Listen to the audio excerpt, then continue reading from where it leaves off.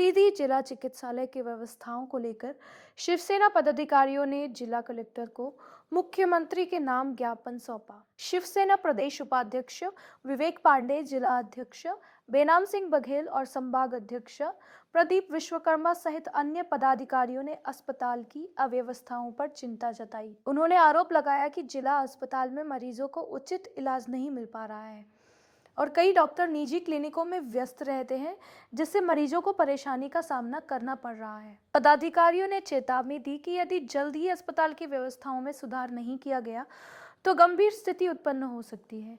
उन्होंने प्रशासन से तत्काल सुधारात्मक कदम उठाने की मांग की और कहा कि मांगे पूरी नहीं होने पर शिवसेना उग्र आंदोलन करेगी। सीधी संवाददाता टीपी मिश्रा की रिपोर्ट। आपने ज्ञापन दिया है, मैं आपको बता दूं, लगातार मामला तो आपको 4-6 महीने से इशू देखने को मिलता होगा। मैंने पहले भी लगातार स्वास्थ्य व्यवस्था को लेकर आवाज़ उठाई।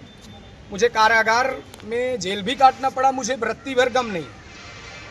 स्वास्थ्य व्यवस्था हो या किसी भी प्रकार की सामाजिक व्यवस्थाएं हो, हम आर पार लड़ने के लिए तैयार है। लेकिन हाँ, संवैधानिक रूप से कई बार मजबूर हो जाता है, पत्र बेपत्र देते हुए आदमी थक जाता है। और कुछ ऐसी ही स्थिति मेरे लौटने के बावजूद भी जिला हॉस्पिटल की बनी हुई है।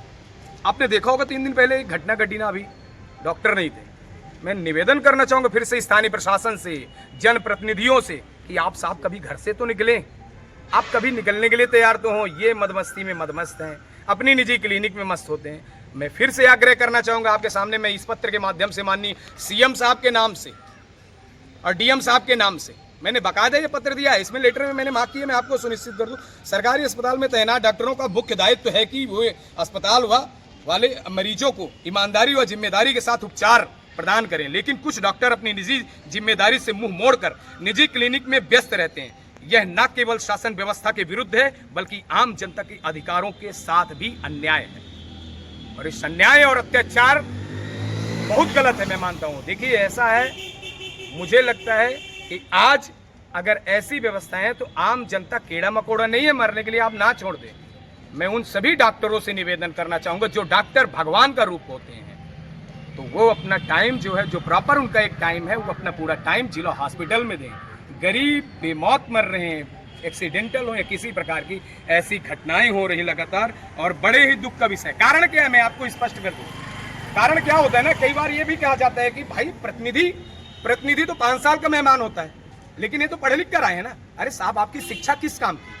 और इस शिक्षा में मैं मानता हूं कि अगर शिक्षा आपके इस काम नहीं है और कहीं ना कहीं ये गलत दिशा की ओर जा रही है, तो मैं मानता हूं कि आप शिक्षा लेकर पढ़ लिख कर आप लगातार 5 साल के लिए नहीं आए हैं। आपको कंटिन्यू यही नौकरी करना है कहीं ना कहीं। लेकिन नेता तो आज नहीं, हम इन्हें 5 साल बाद जवाब देंगे ना, आएगा ना टाइम चुनाव का, तो उन्हें तो हम उस टाइम पे भी जवाब दे सकते हैं। लेकिन दुर्भाग्य का विषय होता है कि चाटुकारिता से कुछ लोग बाहर निकले, ये पढ़ लिख कर आए। और शिक्षा का मतलब है ग्राउंड जीरो पे जनता के टैक्स से काम करने वाले हर उस जिम्मेदार अधिकारी का, कर्मचारी की जिम्मेदारी होती है निष्ठा और ईमानदारी से वो अपना काम करे। मुझे नहीं लगता इस देश के ठेका ये महान क्रांतिकारियों का था। बेशक ये प्रतिनिधि अपनी जिम्मेदारी से मुकर रहे हैं, टाइम आएगा इनका भी, चुनाव आएगा, जवाब भी मिलेगा। लेकिन अभी पढ़े लिखे हुए लोगों को यह समझने की जरूरत है कि हम जैसे लोग, हम जैसे युवाओं को आप क्या शिक्षा दे रहे हैं, ऐसी व्यवस्थाएं देंगे। मैं इससे काफी आहत हूं और मैं उम्मीद करता हूं कि जिला हॉस्पिटल के जितने भी डॉक्टर हैं, हम सभी से हाथ जोड़कर निवेदन करते हैं कि आप अपना टाइम दें, आप इतना भुखमरी में ना रहें। आपको ये लेके नहीं जाना है, यहां से सब यहीं धरा रह जाएगा। लेकिन जो आपकी नैतिक जिम्मेदारियां हैं, वो नैतिक जिम्मेदारियों का निर्वहन करें।